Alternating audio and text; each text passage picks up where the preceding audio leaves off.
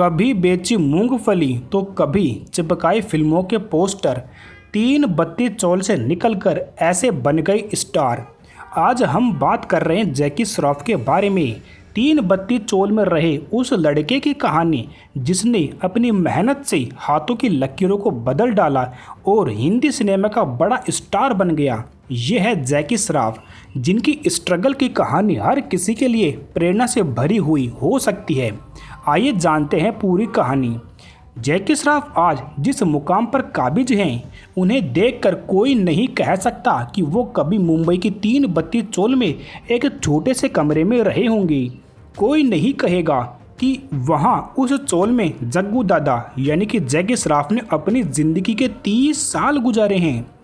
जैकी श्रॉफ का परिवार कभी घोर आर्थिक तंगी में रहा, लेकिन आज एक्टर करोड़ों की संपत्ति के मालिक हैं। यही नहीं, उन्होंने बेटे टाइगर श्रॉफ को भी फिल्मों में स्टार बना दिया है। आज जैकी श्रॉफ भले ही बॉलीवुड के बड़े स्टार्स में शुमार किए जाते हों, लेकिन वो अपनी जड़ों को कभी नहीं भूले। वो उस चौल और 10 बाई 10 के उस कमरे को कभी नहीं भूले जहां मां के साथ में बचपन की सैकड़ों यादें बनाई।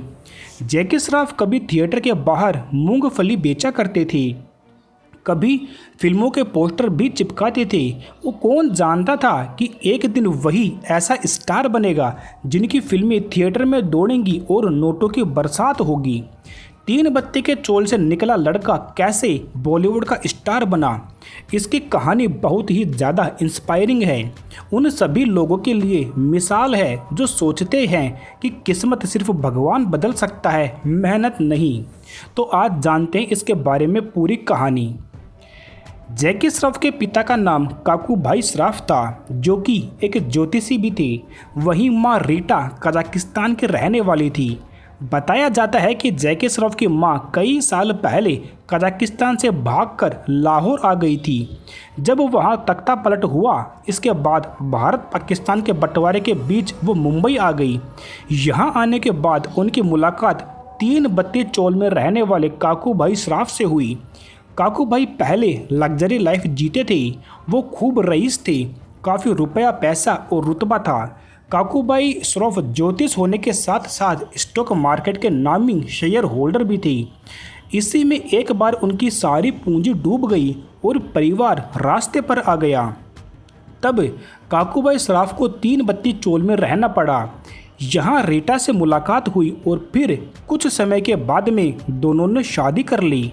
शादी के बाद काकू भाई और रीटा ने 2 बेटों को जन्म दिया, जिनमें से छोटे बेटे का नाम जैकी श्रॉफ रखा गया। जैकी श्रॉफ ने तीन बत्ती चौल में कई दशक गुजारे। परिवार की मदद के लिए वो कभी मूंगफली बेचते तो कभी कोई फिल्म रिलीज होने पर थिएटर के बाहर उसके पोस्टर चिपकाते। इस काम से उन्हें जो पैसे मिलते उससे घर चलाने में मदद मिलती। पैसों की किल्लत कितनी ज़्यादा थी, इसका अंदाज़ा इसी बात से लगाया जा सकता है कि जैकी श्रॉफ को 10वीं क्लास कराने के लिए मां को साड़ी और बर्तन बेचने पड़े थे।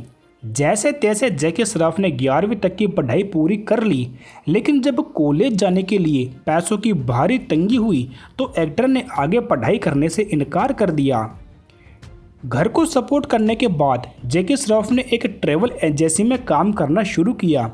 इसी दौरान जब वो एक दिन बस स्टैंड पर खड़े थे तो किसी ने उन्हें तस्वीर खिंचवाने के लिए कहा, साथ ही कहा कि इसके लिए उन्हें पैसे भी मिलेंगे। जैकी श्रॉफ की खुशी का ठिकाना नहीं था।